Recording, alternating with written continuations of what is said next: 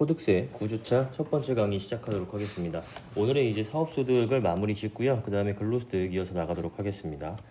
일단 사업소득에 대해서 우리가 저번 시간까지 중간예납 등에 대해서 살펴봤었고, 이번 시간에 공부할 내용은 이제 추계 사업자에 대한 경비율 제도입니다. 자, 일단 우리가 소득세액을, 종합소득세액을 계산하는 방법은 두 가지가 있다라고 생각하시면 돼요.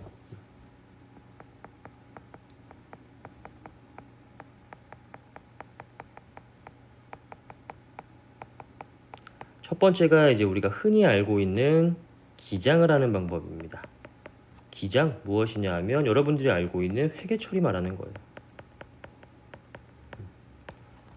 거래가 이루어질 때마다 회계 처리를 해서요. 그 회계 처리된 자료를 가지고 모아서 재무제표를 만들게 되죠. 이렇게 재무제표를 만들어요. 그 다음에 이 재무제표를 가지고 여기에 있는 당기순이익을 기점으로 해서 소득세에 대한 이제 소득 금액을 계산을 하고 그에 대한 세액을 계산을 하게 되죠.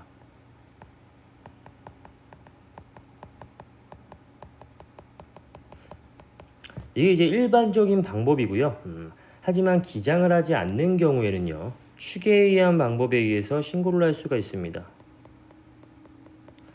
이건 뭐 기장하지도 않고요, 재무제표가 나오지도 않고요, 그냥 바로 소득세를 계산을 하게 됩니다.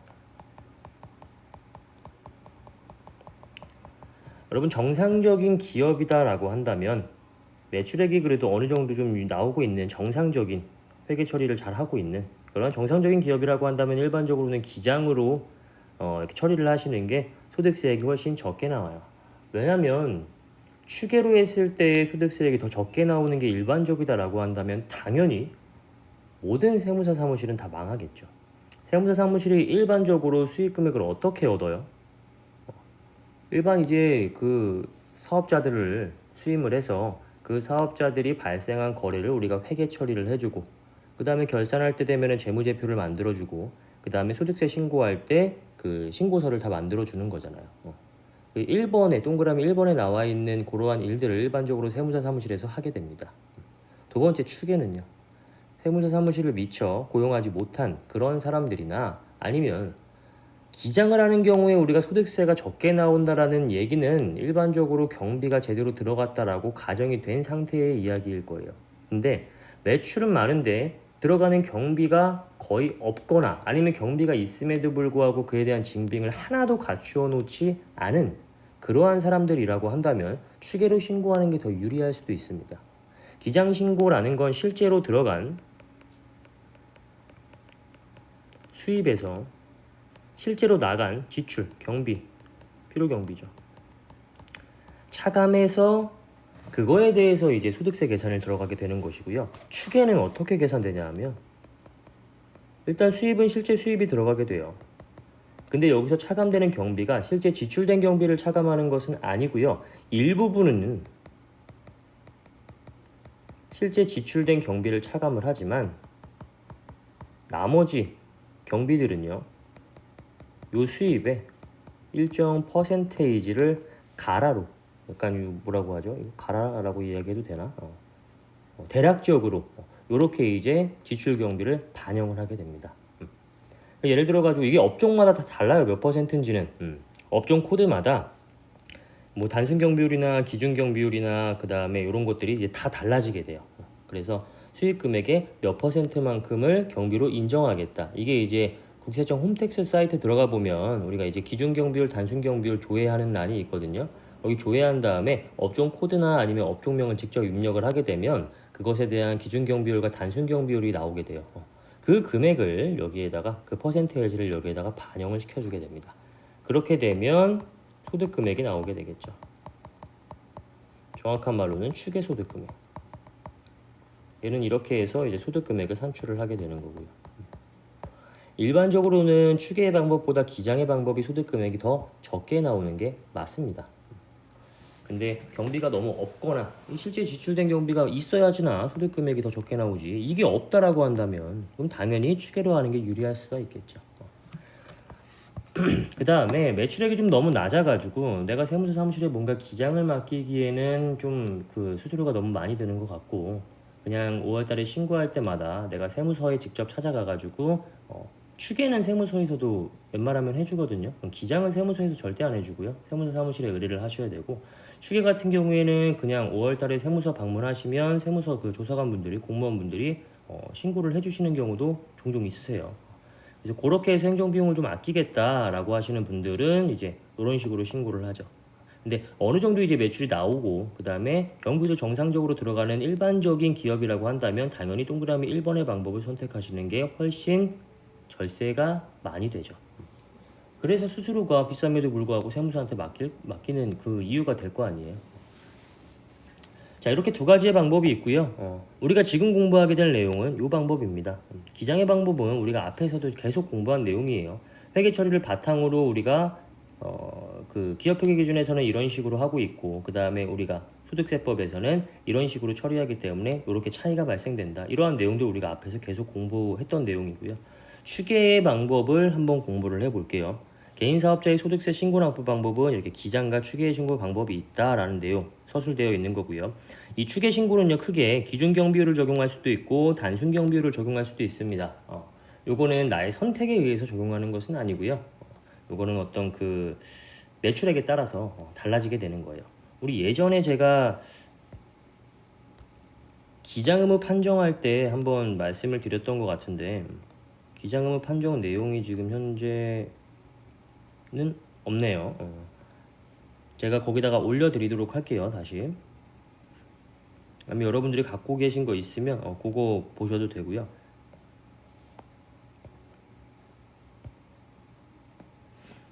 매출액에 따라서 업종별로 매출액에 따라서 우리 업종이 이 정도의 매출액이면 단순 경비율을 적용한다. 우리 업종이 이 정도 매출액을 넘어가게 되면 기준 경비율을 적용한다. 이 표가 있어요. 그래서 그것에 따라서 적용하는 거고요. 두 가지의 방법 중에 하나를 선택한다. 이런 개념은 아닙니다.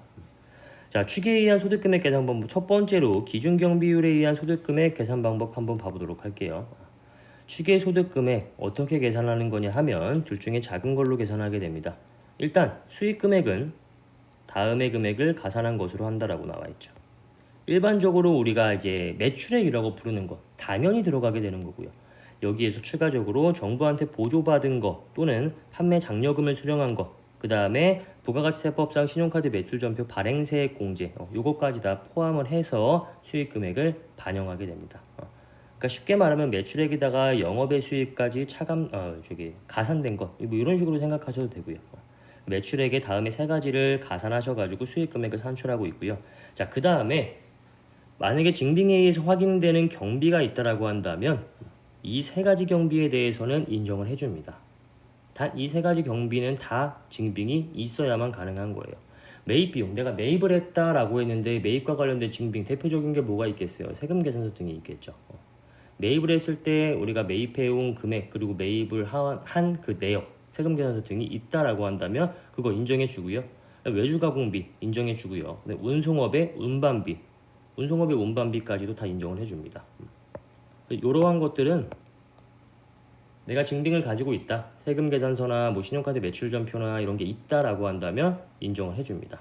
그 다음에 임차료, 사업용 고정자산에 대한 임차료, 요거 인정해 주고요. 그 다음에 종업원의 급여와 임금 및 퇴직급여, 인건비죠. 인건비는 우리가 이제 일반적으로 인건비를 딱 지출을 하잖아요. 그러면 회사가 근로자한테 급여를 줄 때 만약에 100이라는 금액을 준다라고 한다면 그 100을 다 근로자의 통장에 꽂는 게 아니고요. 원천징수라는 것을 해서 그 중에 일정 부분만큼은 다음 달 10일까지 회사가 세무서에 납부를 합니다. 근로자가 납부해야 되는 세금을 회사가 대신 기납부해주는 성격의 원천징수 제도라는 것을 활용을 하게 돼요. 어쨌든 회사가 근로자한테 급여를 줄 때는 이렇게 다 신고를 하게 됩니다. 다음 달 10일까지. 이거는 반기 제도도 있고 반기 거를 모아가지고 다음 달 10일까지 하든지, 어쨌든 종업원에 대한 급여, 임금, 퇴직급여는 신고를 하게 되어 있어요. 그래서 5월달에 우리가 종합소득세 신고하기 전에 예전에 미리 이제 종업원에 대한 임금 등을 신고해 놓은 내역이 있다라고 한다면 그것을 반영을 할 수가 있다는 거겠죠. 다음에 세 가지의 비용은 징빙에 의해서 확인이 된다라고 한다면 여기서 차감을 시켜주고 있고요. 그 다음에는 나머지의 이제 경비들은 들어갈 수가 없어요. 나머지 경비들은 들어갈 수가 없고 나머지 경비는 수익금액 곱하기 기준경비율 이렇게 해가지고 대략적인 지출 금액을 반영을 해주고 있습니다. 만약에 이걸 주의하셔야 되는데 만약에 내가 복식부기 의무자다라고 한다면 여기에다가 2분의 1이 가산이 됩니다. 곱해져요. 그러니까 여기에 이렇게 2분의 1이 곱해진다는 내용이에요. 그럼 어때요? 차감되는 금액이 그만큼 적게 되는 거니까 소득 금액이 그만큼 많이 나오게 되겠죠. 즉 복식부기자는요 제대로 기장을 해서 신고를 해라 이런 내용이에요. 만약에 너 복식부기 의무자가 추계로 신고를 한다라고 한다면 페널티를 적용을 하겠다. 일반적으로 다른 사람들이 복식부기자 이외에 간편장부 대상자들이 신고를 할 때는 이걸 적용해주지 않지만 복식부기 의무자 너는 당연히 기장에 의해서 신고를 해야 되는 새끼인데 그럼에도 불구하고 추계를 신고한다라고 한다면 요거 반만 인정을 해주겠다. 요런 페널티라고 생각을 하시면 됩니다. 자, 그리고 한도가 있어요. 요 금액을 바로 그냥 기준경비율에 의한 추계소득금액으로 반영하는 것이 아니라 우리 밑에서 배우게 될 단순경비율 적용 시의 추계소득금액에서 기획재정부령으로 정하는 배율을 곱해서 계산하게 됩니다. 그 배율은 내가 만약에 복식부기 의무자다라고 한다면 3.2배까지 한도를 인정해 주고요. 간편장부 대상자의 경우에는 2.6배까지 한도를 적용해 주게 됩니다. 그건 뭐 그냥 이 산식에 넣어가지고 반영하시면 되는 거고요. 자, 그 다음에 단순경비율법 한번 보도록 할게요. 단순경비율은 징빙에 의해서 확인되는 이 주요경비라는 게 없습니다. 그냥 수익금액에서 수익금액 곱하기 단순경비율 이렇게 차감하고 있어요. 이 기준경비율과 단순경비율 나와 있는데 당연히 일반적으로는 단순경비율이 훨씬 더 높습니다. 기준경비율은 굉장히 낮은 수준의 형성이 되어 있고 단순경비율은 높은 수준의 형성이 되어 있어요. 기준경비율은 일단 이렇게 생각하세요. 업종별로 매출액이 일정 수준 이상인 그러한 업종이다, 그러한 업체다라고 한다면 이 기준경비율법을 적용하는 거고요. 업종별로 매출액이 일정 금액 이하다, 미만이다라고 한다면 단순경비율법을 적용을 받게 돼요. 그럼 단순경비율은 기준경비율을 적용하는 사업자들보다 상대적으로 좀 영세한 사람들일 거 아니에요, 그렇죠? 이러한 영세한 사람들한테는 추계로 인한 방법을 더 좋게 해주겠다, 이러한 방법입니다. 이러한 영세한 사람들이 제대로 기장을 하게 된다면 여러 가지 이제 행정 비용들이 들 거고요. 세무사 사무실에 수수료 다 줘야 되잖아요. 그러면 힘들기 때문에 정말로 이렇게 영세한 사람들은 그냥 추계적으로 신고를 해도 기장 신고하는 것과 비슷한 수준의 어떤 소득 금액이 나오게 해주겠다. 약간 이러한 취지에서 만들어진 거예요. 그래서 단순경비율은 굉장히 높아요. 그래서 단순경비율 적용 대상자에 해당이 되면 기장 신고하는 것보다 그냥 추계로 신고하는 것이 더 유리합니다. 일반적으로. 그러니까 여러분들 종합소득세 안내문이라는 거를 이제 나중에 일하시게 되면 보시게 될 거예요. 또 사업하시는 분들, 개인 사업하시는 분들은 종합소득세 안내문이라고 나와요. 그때 어떻게 나오냐 하면 이런 식으로 나오게 돼요. 복식, 기준경비율. 이 사람은 복식부기 의무에 의해서 신고를 해야 된다. 기장을 해야 된다. 이런 얘기예요. 그리고 만약에 추계를 하는 경우에는 너는 기준경비율법을 적용해서 신고를 해야 된다. 이런 거. 그 다음에 간편, 기준. 간편장부로 신고를 해라라는 건데 너도 만약에 추계를 하게 되면 기준경비율을 적용하게 된다. 단 요거는 적용하지 않겠죠. 2분의 1은. 이건 지워둘게요. 이건 복식부기 의무자만 해당되는 거니까. 그 다음에 간편, 단순 이렇게 나오는 경우가 있습니다. 만약에 간편 단순으로 이렇게 나오게 된다라고 한다면 이거는 기장하지 마세요. 이거는 그냥 추계로 신고하는 게 더 유리합니다. 얘네들은요. 기장이 일반적으로는 더 유리합니다. 기준경비율을 적용한다라는 거. 물론 간편 기준 같은 경우에는 그 매입량에 따라 가지고 추계가 더 유리할 수도 있어요. 하지만 복식 기준은 거의 무조건 기장이 유리하고요. 일반적으로는. 그래서 확답을 들을 수 있는 건 간편 단순 이렇게 뜨잖아요. 그러면 굳이 이거 세무사 사무실에 맡기실 필요 없고요. 그냥 추계 신고하는 것이 유리합니다. 계속 이 정도 수준의 매출액이 유지되는 사업자라고 한다면, 물론 이제 사업 초반에는 이렇게 됐다가 나중에 이제 더 매출액이 높아진다라고 한다면 그거는 장기적인 관점에서는 미리 세무사 사무실에 의뢰를 하는 게 더 낫겠죠. 자, 이런 식으로 이제 유형이 존재를 하게 돼요. 요 자세한 유형은 실무 가셔가지고 보시면 되고요. 어쨌든 단순경비율법이 적용된다라고 한다면 그냥 이대로 신고하시는 게 더 유리하다라는 거고. 자, 단순경비율 대상자의 경우에는 단순경비율법 또는 기준경비율법에 의한 신고를 할 수가 있습니다. 따라서 세부담 최소화를 위해서는 기준경비율로 계산한 금액과 비교해서 적은 금액을 선택해야 됩니다. 즉 얘는요 선택이 가능해요. 위에 우리 기준경비율 적용 대상자들은요 얘는요 단순경비율을 선택할 수는 없어요. 당연히 일반적으로는 단순히 더 유리하기 때문에 얘는 그냥 무조건 기준경비율법을 적용을 해야 됩니다.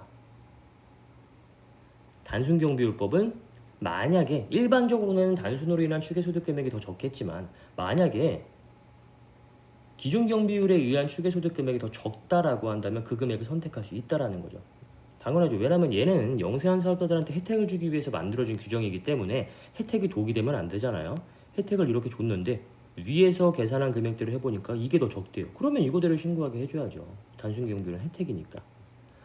자, 그 다음에 추계로 인한 사업소득 금액에서는 사업소득의 2월 결손금을 공제할 수가 없다. 단 천재지변 기타 불가항력의 경우에는 공제 가능하다. 추계로 인한 경우에는 여러 가지 불이익이 있습니다. 뭐 우리가 지금 이론적으로는 배우지 않겠지만 나중에 실무 나가시면 여러 가지 이제 각종 감면들을 적용받게 돼요. 대표적인 게 뭐 창업 중소기업 감면이든지 아니면 중소기업 특별세액 감면이든지 이런 것들을 적용을 받게 되는데 추계로 신고하게 되는 경우에는 이런 감면들을 적용받지 못합니다. 이건 좀 실무적인 이야기고요. 우리 이론적으로 다룰 이야기 중에 하나는 바로 이 2월 결손금이에요. 기장신고를 하는 경우에 결손이 났다, 마이너스가 났다, 즉 소득금액이 마이너스다 라고 한다면 그것을 2월에서 10년간 공제를 받을 수가 있어요. 하지만 추계로 우리가 신고를 했다라고 하는 경우에는 천재지변 기타 불가항력적인 사유, 실무상 거의 없거든요. 이러한 경우 외라고 한다면 2월 결손금 공제는 할 수가 없습니다. 이해 가시겠죠? 이런 페널티가 있다라는 거 기억해 두시면 되고요. 그래서 요거는 약간 종합문제 성격으로 해가지고 여러분들이 한번 갖고 계시는 교재 그 문제집에서 한 번씩 풀어보시면 될 것 같아요. 뭐 사실 뭐 딴 건 없고 그냥 여기 나와 있는 거 그대로 이 산식에다가 숫자만 대입해서 푸시면 됩니다. 뭐 어려울 내용은 없어요. 자, 그 다음에 사업소득에 대한 기타 사항이고요. 만약에 내가 복식부기 의무자에 해당이 된다라고 한다면 과세기간에 다음 과세기간 개시일부터 6개월 이내에 사업용 계좌 개설 신고를 하셔야 됩니다. 우리 사업자는 지금 이러이러한 금융기관에서 이러이러한 통장에 의해서 사업적으로 거래를 하고 있습니다라는 것을 개설 신고를 하셔야 돼요. 요거 개설 신고 안 하게 되면 나중에 이제 가산세가 부과가 되거든요. 이 통장을 사용하지 않은 기간에 대해서 가산세가 부과가 되는 것이기 때문에 미리미리 이거는 잘 체크를 해 두셔야 돼요. 그래서 과세기간의 다음 과세기간 개시일부터 6개월이라고 한다면 6월 30일이 되겠죠. 그래서 6월 30일 전에는 반드시 내가 가지고 있는 거래처에 사업용 계좌가 다 개설이 되어 있는지 체크하셔야 됩니다. 복식부기 의무자에 한해서.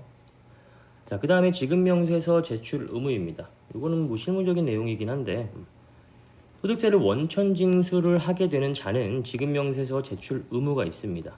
사업소득, 근로소득, 퇴직소득은 다음 연도 3월 10일까지 이론근로자는 분기의 다음 달 말일까지 나머지 소득의 지급자는 다음 연도 2월까지 이건 뭐냐 하면 원천징수한 내역을 정리해가지고 보내주는 거예요. 우리가 예를 들어가지고 근로소득이라고 한다면 매달 원천징수를 하는 게 이제 일반적이거든요. 매달 만약에 1월 달에 지급을 했다. 그러면 2월 10일까지 원천징수를 해서 원천징수 신고 납부를 이제 하셔야 됩니다. 이렇게 1월부터 12월까지 근로자한테 100만 원을 꼬박꼬박 줬다. 이 중에서 뭐 예를 들어서 한 10만 원만큼은 원천징수해서 90만 원이 근로자의 통장에 꽂혔다. 이렇다라고 한다면 이게 1월부터 12월까지 계속 있었다라고 한다면 어때요? 이 내역을 정리를 하는 거예요. 지급 명세서라는 것에 정리를 해서 근로소득 지급 명세서에 누구누구 근로자에게 얼마를 지급을 하는데 여태까지 합하면 얼마가 되겠어요? 120만 원을 떼가지고 얼마 되겠어요? 90만 원 곱하기 12 하면 되죠. 얼마 나오죠? 계산이 안 돼요. 1080만 원 이렇게 지급이 되었다. 요거는 1200만 원 되겠고요. 요걸 이제 신고하는 거예요. 우리가 1년 동안 이 사람한테 이만큼을 줬다. 이거 근로소득 지급 명세서. 이렇게 해가지고 뭐 다음 달 다음 연도 3월 10일까지 요거 신고해 주면 되는 거예요. 어려운 내용 없죠. 원천 징수한 내역을 정리해 가지고 신고를 한다. 이렇게 생각하시면 됩니다.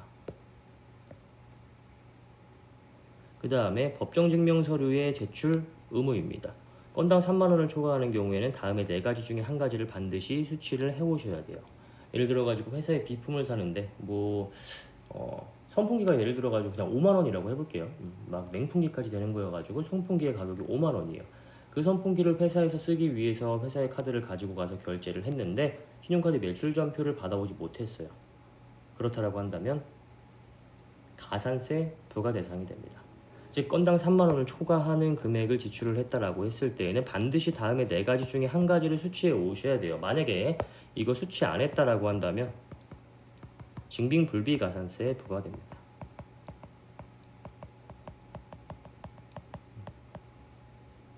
현재 2%인가 아마 그럴 거예요. 요게 부과가 되기 때문에 반드시 다음에 4가지 중에 한 가지를 건당 3만 원 초과하는 지출을 하게 되면 반드시 징빙을 받아 오셔야 됩니다. 물론 이제 신용카드 매출전표는 그 매출전표가 없다고 하더라도 우리 신용카드 이용대금 명세서 있잖아요. 한 장으로 날라오는 거. 그것만 가지고도 뭐 처리를 할 수 있기는 한데 미리미리 이렇게 매출전표를 받아 오셔가지고 준비를 해두시는 게 좋긴 하겠죠. 그 다음에 사업장 현황신고입니다. 요거는 부가가치세법상 면세사업자에 해당하는 경우에는 부가가치세 신고는 없고요. 다음 연도 2월 10일까지 사업장 현황신고를 해주시면 됩니다. 겸용사업자는 신고 의무가 없어요. 이건 왜냐면 겸용사업자는 부가가치세 신고를 합니다. 겸용사업자 뭔지 아시죠?